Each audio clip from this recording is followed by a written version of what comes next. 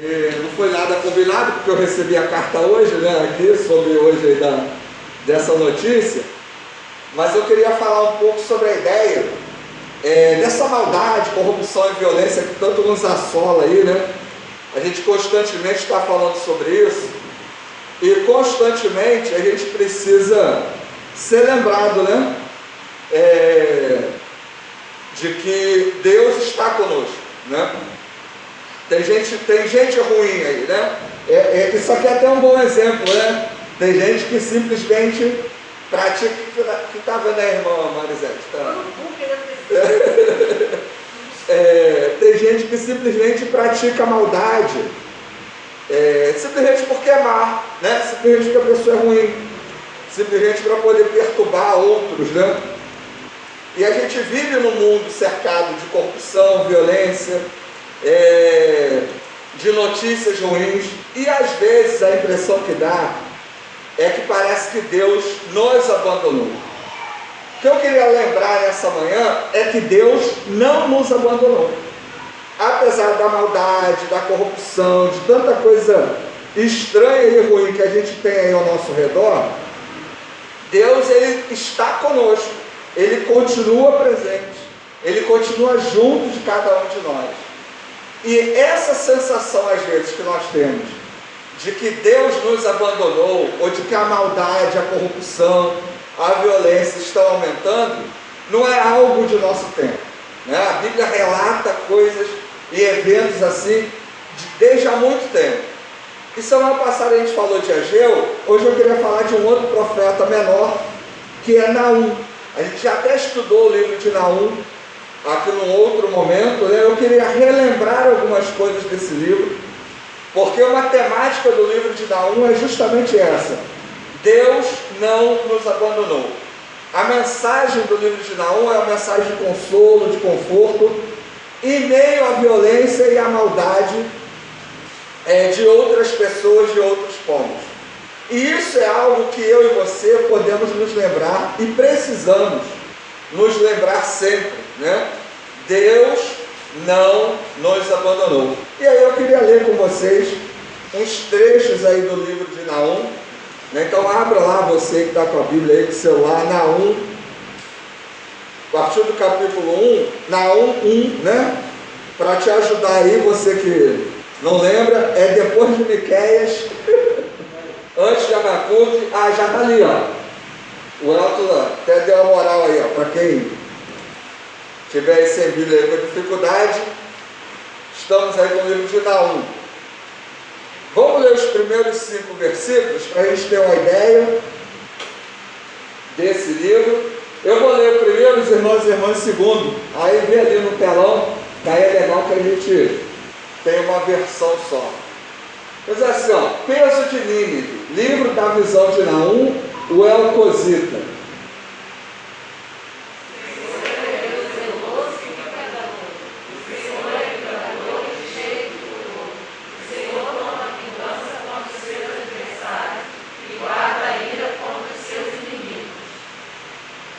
O Senhor é tardio em irar-se, mas grande em poder, e ao culpado não tem por inocente. O Senhor tem o seu caminho na tormenta e na tempestade, e as nuvens são o pó dos seus pés. Ele vem ao mar e o faz secar, e esgota todos os rios, esclarece vazão e carrega, e a dor horrível no mundo. Os montes tremem perante ele, e os outeiros se derretem, e a terra se levanta na sua presença, e o mundo e todos os que nele habitam. Até o 5.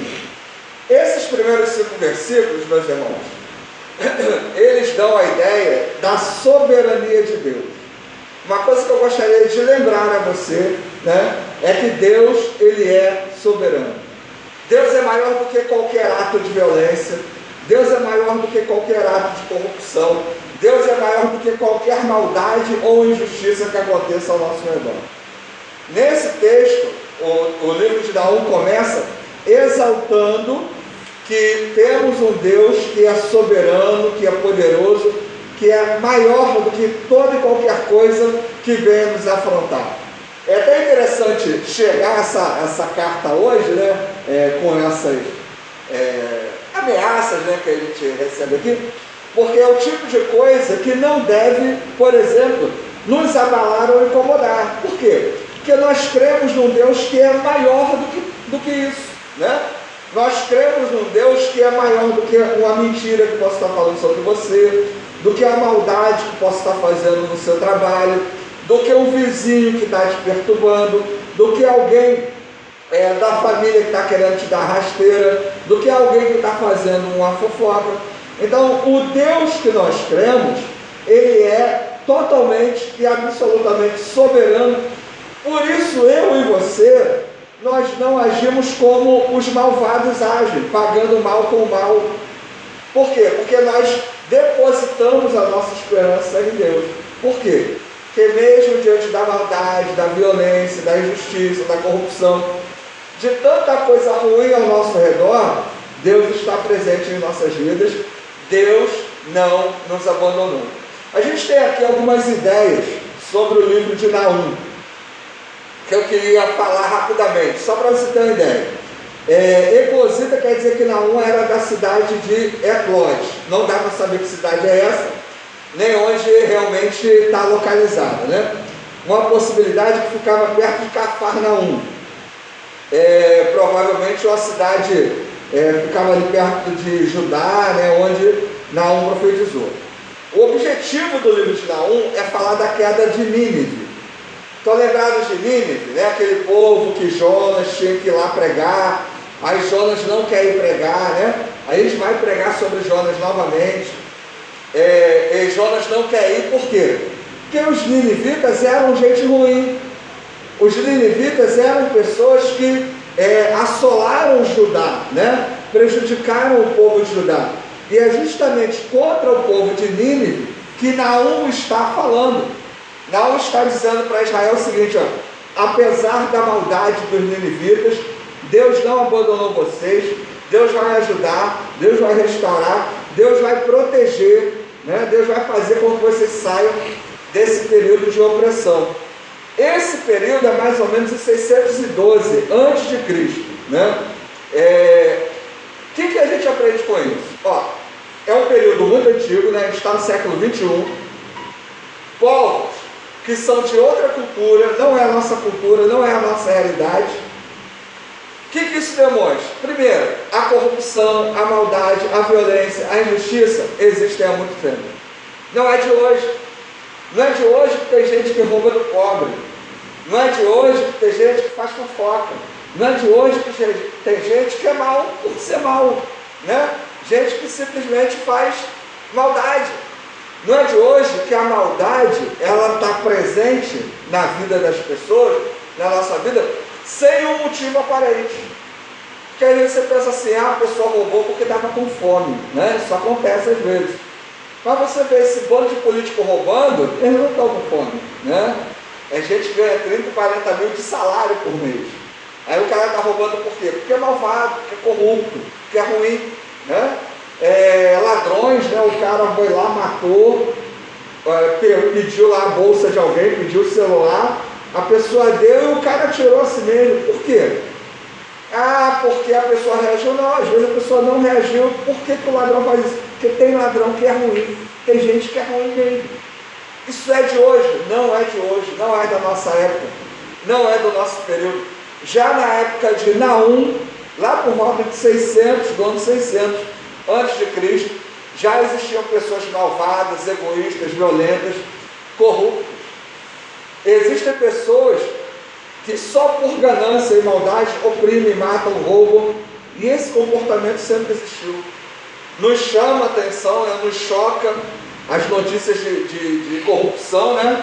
Em meio à pandemia e tanta coisa ruim que a gente vê, não só no Brasil, né? Mas no mundo aí de maneira geral, pessoas ganhando com a doença de outros. Isso sempre existiu. Lamentavelmente, a gente precisa entender que esse comportamento humano, né, longe de Deus, né, um comportamento que dá mais ouvidos para o pecado, para a ganância, para a violência, para a maldade, para a fofoca, né, para para a corrupção, para o roubo, para o engano, ele sempre existiu. Perceber e compreender isso faz parte da nossa caminhada. Nós não viveremos, enquanto estivermos aqui, num mundo sem maldade. Tem gente que é mal porque é mal. E aí, o que podemos fazer diante disso? Nós precisamos olhar para Deus. Essa é a mensagem de Naum. É uma das grandes mensagens de Naum. Deus que é soberano, poderoso, amoroso, misericordioso, Ele nos livrará, nos protegerá e nos ajudará a lidar com isso. Até a Patrícia lembrou aqui, né? A gente está sempre falando. Nem sempre Deus atende a nossa oração. Nem sempre Deus faz aquilo que gostaríamos. Mas Deus está sempre conosco. Então, em meio à situação de maldade, Deus pode até não nos tirar daquela situação, mas nos dará forças para passarmos por ela. Às vezes, numa situação de doença, Deus pode até não nos curar dessa doença, mas nos dará condições de tratarmos essa doença. Essa semana, acho que foi com a irmã Sônia, que foi com alguém aqui, estava falando aqui da minha ziquezira aqui no pescoço, né, e tal. Estou cuidando, estou tratando, né? A gente não podia orar e, Deus resolver meu problema, o seu problema, os nossos problemas? Podia, mas por que Ele não faz isso? Não sei, mas eu sei que em meio a tudo isso, Deus não nos abandonou, Deus está presente, né? Deus, Ele continua cuidando da gente, né? Em meio à doença, em meio ao desemprego, em meio a tanta coisa que está ao nosso redor. Ficamos doentes, ficamos desempregados, né? Ficamos desanimados, ficamos tristes, a gente é ser humano normal, e gente, a violência, a corrupção, a maldade, né? Tanta coisa que temos visto hoje, isso nos desanima, né? Isso às vezes nos enfraquece, isso estremece a nossa fé, né? Parece ser, cadê Deus? Por que Deus não cuida? Por que Deus não protege? Não há uma resposta direta para isso. A Bíblia não responde por que eu e você não somos imunes aos problemas. Mas a Bíblia diz assim, Deus não te abandonou. Deus está presente mesmo em meio a essas situações. Isso aconteceu com o povo de Judá lá em 600 a.C. Isso acontece comigo e com você hoje. Então Deus continua presente em nossas vidas. Uma coisa que a gente tem que entender. Então, é uma realidade. A maldade, a violência, a corrupção. Deus está conosco, nos ajudando a lidar com tudo isso. Segundo, Deus está atento aos malvados, né? Uma impressão que dá às vezes, sai ano, entra ano, a gente está sempre ouvindo as mesmas notícias, né? Os mesmos problemas, as mesmas dificuldades, os mesmos desafios. Entenda o seguinte: o malvado, o corrupto, o violento, o injusto, né? Aquele que rouba, aquele que mente, não é ele que está vencendo. Ele ou ela não é o vencedor ou a vencedora. Por quê? Porque Deus está atento também ao caminho dos injustos. Deus está atento na ideia de que eles não prevalecerão diante da bondade, misericórdia e graça de Deus. Porque essas pessoas pagarão por isso. E o texto de Naum alerta sobre isso. Que tem gente que fala assim, já conversei com algumas pessoas que falaram assim, quer saber, esse negócio de ser crente não vale a pena. Vale mais a pena não fazer a vontade de Deus. Quem pensa assim, obviamente, não conhece o que é fazer a vontade de Deus, né? Acha que vale mais a pena ter dinheiro a qualquer custo, né? Ter fama a qualquer custo. Uma pessoa dessa desconhece a ideia de que temos um Deus que está atento às nossas vidas, mas também aquilo que o malvado, que o perverso faz, que ele acaba pagando por isso.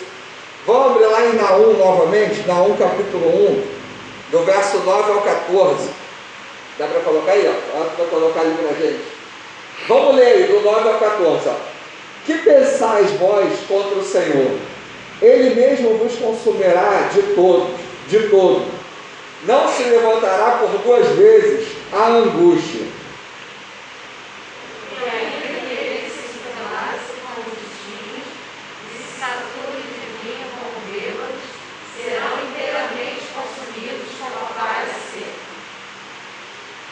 ti saiu um que maquinou mal contra o Senhor, um conselheiro vil. Assim diz o Senhor, por mais seguros que estejam e por mais numerosos que sejam, ainda assim serão exterminados. E ele passará, eu te afligi, mas não te afligirei mais. Mas agora quebrarei o seu jugo de sobre ti, e romperei os teus laços.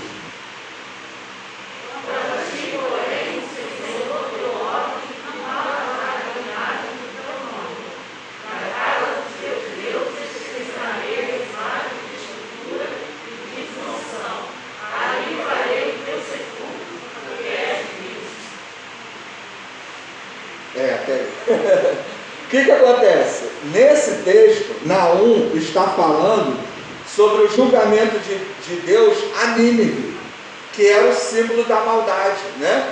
Que era o centro da maldade ali, naquele período, do povo que estava assolando o povo de Judá, naquele período. Uma coisa que esse texto está nos lembrando, né? Que a gente já falou isso, eu gostaria que você lembrasse também, é importante, principalmente nesse período de tanta ansiedade, tanta preocupação que a gente passa, quem dirige a história é Deus, não são os malvados. Esse texto nos lembra que quem dirige a história do mundo não é a maldade, não são os corruptos, não são os poderosos, mas é Deus. Por quê? Porque a maldade vai acabar. Vamos pensar em termos de nações. Quantos impérios já não vieram e não já caíram? Quantos presidentes, imperadores, né, déspotas, ditadores vieram e não caíram? Não permanecem. Por quê? Porque quem dirige a história é Deus. Então aquele patrão ruim, aquele vizinho fofoqueiro, aquele familiar que está querendo te passar a perna, não são eles que dirigem a história da sua vida. É Deus. Esse Deus soberano, amoroso, gracioso, mas um Deus que está atento, né, a tudo aquilo que está acontecendo. Ele não está deixando a história correr de qualquer maneira. Apesar de, para muitos, ficar a impressão de que parece que Deus abandonou. Deus não nos abandonou. E Ele continua dirigindo a história. Segundo, algo que a gente precisa pensar muito. Qualquer atentado contra a vida humana é um atentado contra Deus. E lembre-se, atentado contra a vida humana não é só você dar um tiro, não é só você dar uma facada. Hoje, por exemplo, com as redes sociais, a gente tem aí o dano moral, né? Se eu publicar na minha rede social falando mal da Alexandra, ela pode me processar. Isso configura um dano moral e ela vai ganhar dinheiro. Por quê? Porque eu dei uma facada nela? Não, simplesmente porque eu falei mal dela. E tem lá escrito, né? Está lá, como é que é? Digitado lá, arquivado lá, né? Documentado esse dano. Então isso é um atentado contra a vida. Hoje a gente vê tanta coisa aí, né? Pessoas que entram em depressão, pessoas com crises de ansiedade por causa das redes sociais. Então aquilo que falamos, a maneira como agimos, né? Eles precisam dignificar a vida, né? A maneira, tudo que fazemos tem que valorizar a vida. A gente precisa entender, todo e qualquer atentado contra uma vida humana é um atentado contra Deus. Outra coisa, Deus não permite nunca que o mal prevaleça. Pode até parecer que ele está crescendo, pode até parecer que ele está ganhando, mas não está. Por quê? Porque ele não permanece. Tanto que o mal e o malvado, ele vem e vai, nunca são as mesmas pessoas. Agora a bondade e aqueles que praticam bem permanecem, o legado deles permanece. Isso a gente precisa pensar, né? Ainda dentro dessa ideia, nós não podemos concordar com os maus e nem apoiar a maldade. Nós temos um Deus que não tolera a maldade. Nós temos um Deus que não tolera a corrupção, a violência, a mentira, a fofoca, o engano. Por isso, eu e você também não podemos tolerar ou apoiar aqueles que agem dessa maneira. Isso é um desafio, né? A gente está em época de eleição, por exemplo, é um desafio pensar nisso, né? Em quem votar, quem a gente está apoiando ou não. Se essas pessoas estão a favor da bondade, do bem comum, ou da maldade, ou apoiam atos de maldade, atentam contra a vida humana. É um desafio que está desde o ano 600 a.C., permanece hoje. Entenda, Deus não nos abandonou, Ele está atento, Ele está olhando para as nossas vidas, também para a vida do malvado, do corrupto, do mentiroso, do fofoqueiro, do injusto, do violento. Por isso que eu e você agimos e pensamos de maneira diferente. Terceira e última ideia, Naum capítulo 2, versos 1 a 3, o Edson vai colocar ali para a gente, e nisso eu queria pensar com você o seguinte: Deus sempre traz esperança e paz. Vivemos no mundo mau, a maldade está aí, a corrupção está aí, certo?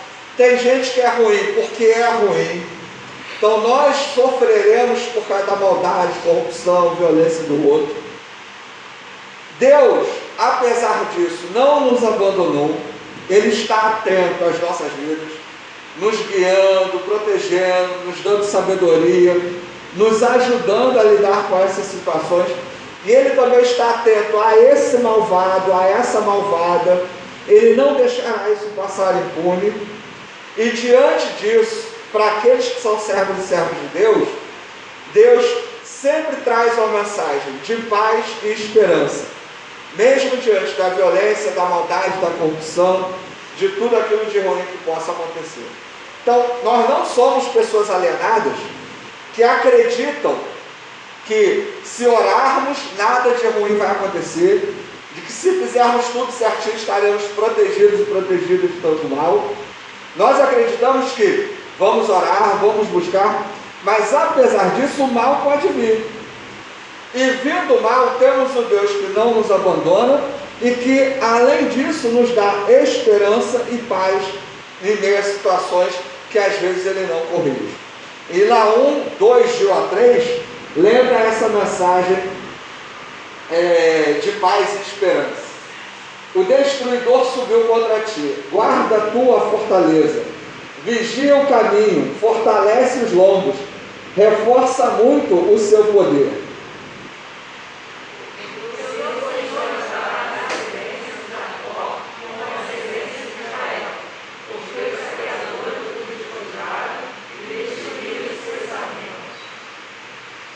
Os escudos dos seus fortes serão vermelhos, os homens valorosos estarão vestidos de escarlate, os carros como tochas flamejantes no dia da sua preparação, e os ciprestes serão terrivelmente abalados. Esse texto, até o verso 3, o que ele está nos lembrando? Que Deus nos fortificará no dia da batalha, que Deus está conosco diante da batalha.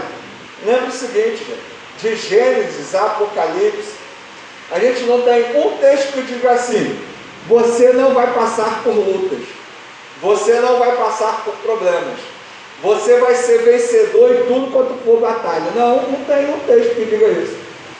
Mas tem vários textos que dizem que Deus está conosco diante das batalhas, diante dos problemas.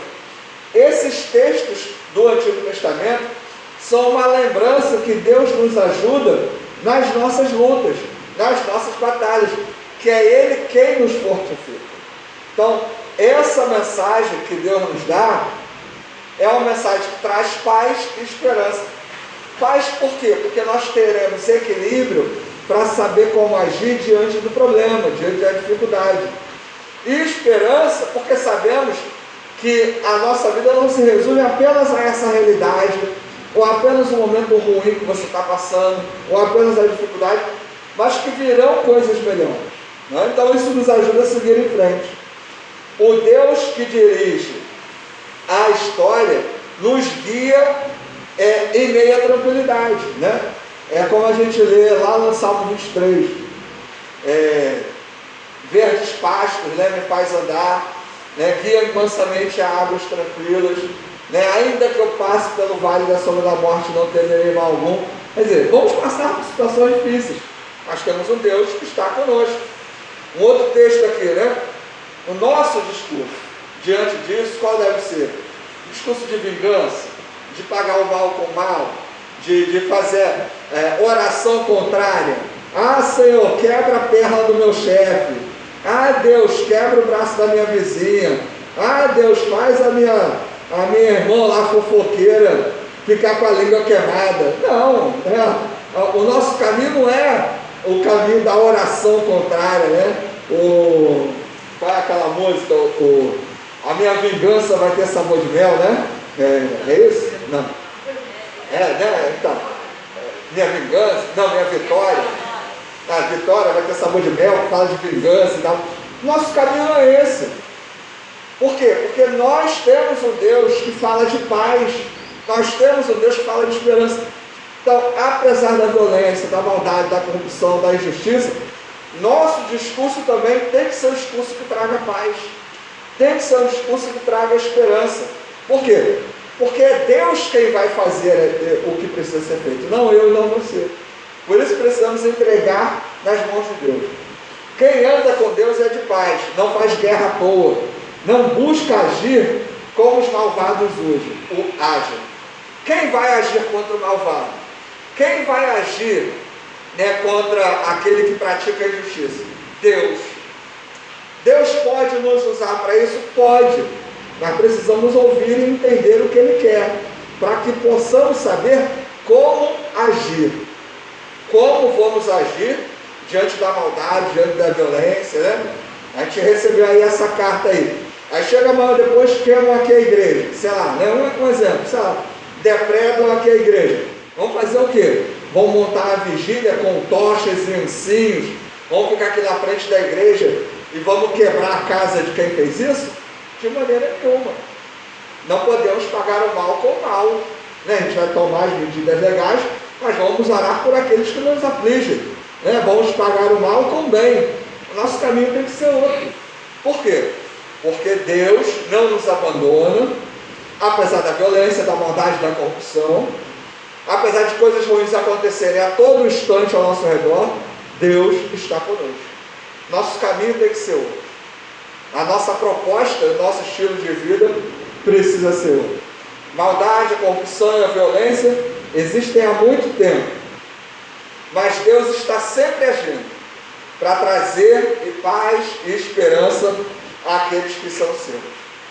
Eu acredito que apesar de tanta coisa ruim que a gente tem ouvido, tem passado, tem percebido, nós podemos seguir com esperança, porque temos um Deus que não nos abandonou.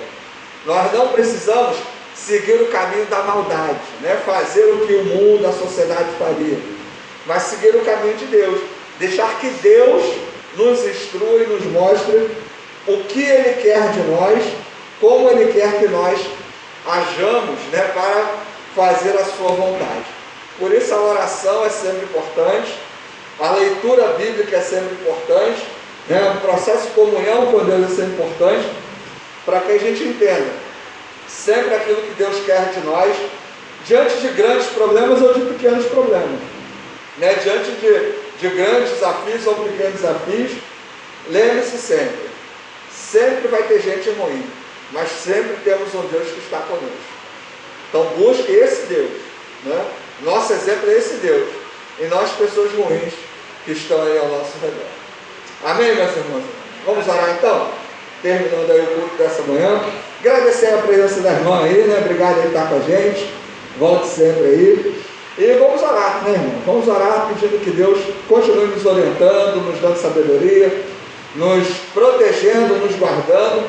E se o mal chegar a nós, que nós possamos buscar Deus sempre, entendendo que Ele não nos abandona não. Tá? Mais uma vez, obrigado aí pela camisa, né? Vai dar perfeitamente esse corpinho esbelto, né? Magrinho, não engordei nada durante a pandemia.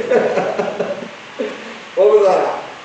Senhor nosso Pai, muito obrigado pelo dia de hoje. Muito obrigado porque sabemos que o Senhor não nos abandona. Vivemos num mundo mau, corrupto, mas sabemos que isso existe há muito tempo. E que assim como a maldade, a corrupção existe há muito tempo, a sua bondade também existe há muito tempo. A sua presença consoladora, soberana e amorosa também existe há muito tempo. E por isso te louvamos, te agradecemos, porque o Senhor está sempre conosco. Se há alguém aqui aflito, aflita, preocupado, preocupada, ansioso, ansiosa, se há alguém aqui vítima da maldade, da violência, da injustiça desse mundo, que hoje possamos sentir a paz que vem de Ti, a tranquilidade para tomar decisões que agradem a Ti, em primeiro lugar, e não a nós mesmos. No mais, Senhor, muito obrigado. Muito obrigado, porque sabemos que o Senhor está sempre conosco. Leva-nos em paz para os nossos lares, dê-nos o restante do dia na Tua presença. Essa é a nossa oração, em nome de Jesus. Amém. Amém. Meus irmãos, oração silenciosa então, estamos encerrados. E é isso aí.